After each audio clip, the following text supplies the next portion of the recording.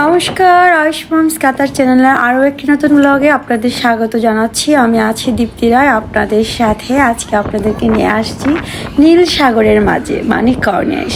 এটা আর আগে অনেকবার আপনাদেরকে ব্লগে দেখিয়েছি, তবে এখন এই মোমেন্টে এই সাগরে যে কি উত্তাল ঢেউ সেটা দেখানোর জন্য আজকে আপনাদের সামনে আবারও হাজির হয়ে গেলাম। নীল এই জলের মাঝে এত সুন্দর ঢেউয়ের প্রকোপ দেখে মনে হচ্ছে নিজেকে হারিয়ে ফেলি। অবশ্যই এখন সামার, এখানে প্রচুর গরমে কিন্তু প্রচুর তাপও দিচ্ছে, প্রায় 56 ডিগ্রি 52 ডিগ্রি করে সেলসিয়াস তাপমাত্রা।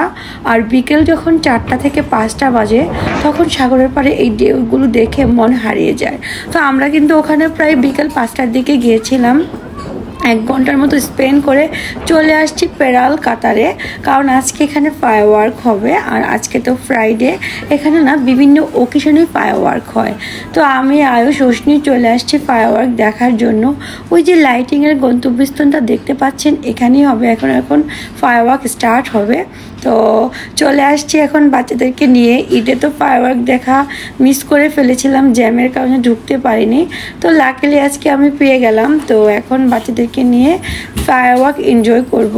আর চারপাশে এত মানুষের মানে ভিড় হয়েছে, দেখে মনে হচ্ছে যে মেলা বসছে বাংলাদেশের।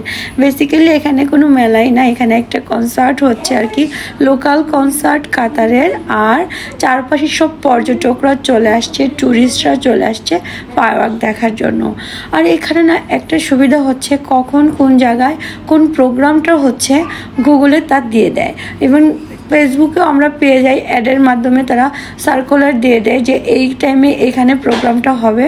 তো আজকে এখানে ফায়ার হচ্ছে 8টার মধ্যে, তো আমরা চলে আসছি 6:30 7টার মধ্যে, কারণ এর আগে ঈদের ভিড়ের কারণে দেখতে পারিনি।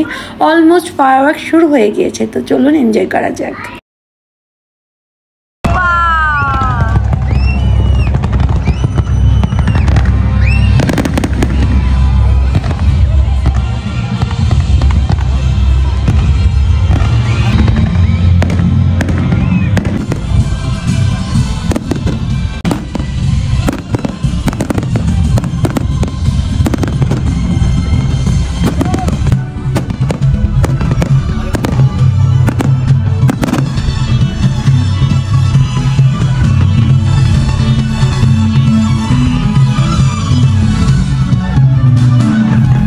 যে ভালো লাগছে লাল নীল বাতির এই চারপাশে জলকানো আলো দেখে মনে হচ্ছে যে রঙের দুনিয়া আমাদেরকে হারিয়ে ফেলি, তাই না?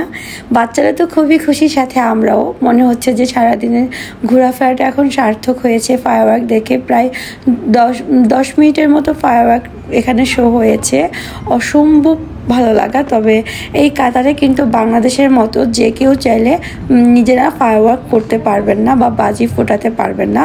এখানে একমাত্র সরকার কর্তৃক যে ফায়ারওয়ার্কটা দেখানো হয় সেটাই সবাই এনজয় করতে পারবে। নিজেরা নিজেদের কোনো প্রোগ্রামে বাজি কিনে বা নিজেদের ছাদে, আমরা যেমন বাংলাদেশে দেখি দুর্গাপূজায়, হ্যাপি নিউ ইয়ারে, বিভিন্ন অকেশনে বাড়ির মধ্যে যে যার মতো এরকম বাজিগুলো, আতশবাজিগুলো ফুটায়। এটা কাতারে একেবারে নিষিদ্ধ। এখানে একমাত্র এই ফায়ারওয়ার্ক দেখতে হলে সরকার কর্তৃক কোনো প্রোগ্রাম হলে সরকার যখন শো করবে সেটা দেখার জন্যই ওয়েট করতে হবে। আর এটা সচরাচর কেউ কিনতেও পারে না। তো যার কারণে এখানে হাজার হাজার মানুষ চলে আসছে ফায়ারওয়ার্ক দেখার জন্য, বাচ্চারা, বড়রা, ছোটরা, সবাই।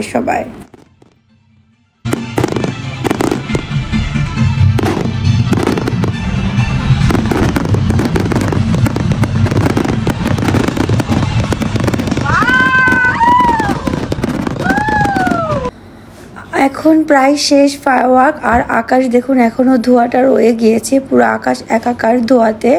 আর প্রচুর পর্যটক, এখানকার স্থানীয় প্রচুর মানুষ এসছে এখানে এই ফায়ারওয়ার্কটা দেখার জন্য।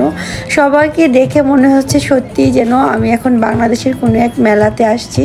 যদিও আশেপাশে কোনো প্রসাধনী বিক্রি করার কোনো স্টল নেই, শুধু আছে KFC, বার্গার, এই টাইপের দোকানগুলো, আর হচ্ছে কফি শপ, এইটুকুই খাবারের স্টল। এছাড়া কোনো কেনাকাটার কিছুই নেই। আর যেহেতু এটা টুরিস্ট প্লেস, পাশেই সমুদ্র, সবাই এখানে বসে সমুদ্রের হাওয়া উপভোগ করছে আর যে যার মতো খাবার কিনে খাচ্ছে, হাঁটছে, এই আর কি। এই কাতারা বা পেরাল কাতারে এটাই হচ্ছে সব থেকে সুন্দর গন্তব্যের স্থল আর কি। আর বিশ্বাস করেন এত গরম মনে হচ্ছে যে দম বন্ধ হয়ে আসছিল। তো তাড়াতাড়ি করে বাচ্চাদেরকে নিয়ে একটা মার্কেটে ঢুকে গেলাম, কারণ পুরো মার্কেট তো এসি করা থাকে, বাইরের তাপমাত্রা যে গরম সেটা বোঝাই যায় না। এসে বাচ্চাদেরকে ফার্স্টে এই বলের মধ্যে ঢুকিয়ে দিয়েছে এখানে, ওরা এখানে একটু 10-20 মিনিট খেলাধুলা করেছে আর কি। তারপরে তো এখানে কিছু রাইড আছে যেগুলো ওদের অসম্ভব পছন্দ। এক পাশে এক ভাই বোন দাঁড়াবে, আরেক পাশে ছাপ উঠে যাবে, এটাই ওদের অসম্ভব পছন্দ। আর ঠিক দুই ভাই বোন একসাথে দাঁড়িয়ে যাচ্ছে আর পেছনের ছাপগুলো উঠতেছে, আবার এসে দাঁড়াচ্ছে, আবার পেছনের ছাপগুলো উঠতেছে। এটাই হচ্ছে দুই ভাই বোন খুব খুশি। অশ্নি তো অনেক খুশি, সে আয়ুষকে একবার পেছনে পাঠায় আবার সামনে নিয়ে আসে। তো এইভাবে করে তারা খেলতেছিল। আমারও মনে হচ্ছিল যে একটু মেমোরিটা ধরে রাখি, যদিও আমি এই মার্কেটে আসার পুরোটা ব্লগ করিনি। আর এই তো মেমোরিতে একটু রেখে দিলাম ভাই বোনের এতটুকু খেলা। অসম্ভব হ্যাপি তারা এই খেলাটা খেলতে পেরে। আর আমিও এখন ভাবছি যে বেশি টাইম স্পেন্ড করব না, কারণ কোনো কিছু তো আর আজকে কেনাকাটা করব না। ওই তো ভাই বোনকে একটু ঘোরালাম, খেলাধুলা করলো এখানে। এখন ওদেরকে খাওয়া দাওয়া করিয়ে দেন বাসায় চলে যাব।